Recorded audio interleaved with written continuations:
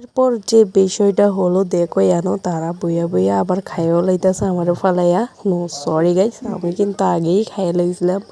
আর এই দেখো তারা মানে সব যা যা রান্না করছি সব কিছু নিয়ে বইছে। আমি করছি না আদৌ, দিদি রান্না করছে, সব দিদি আর মা।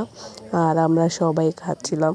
তো স্বাদের মধ্যে নাকি এরকম একটু খাওয়া দাওয়া চলে ভালোই। তো তার লিগে কইছিলাম যে আমরা বাড়ি তাইলছে মানে কয়েকটা দিন সেই পরিমাণে খাওয়ার চলবে। তো মেজো দিদির যেহেতু স্বাদ অনুষ্ঠান তার জন্য বাড়িতে এরকম আর কি। তো বেশি বড় করে কিছু করিনি, ছোটো মোটো করে করলাম গাইস। তোমাদের কেমন লেগেছে অবশ্যই কমেন্টে জানিয়ে দেবে। আজকের ভিডিও এই পর্যন্ত, টাটা।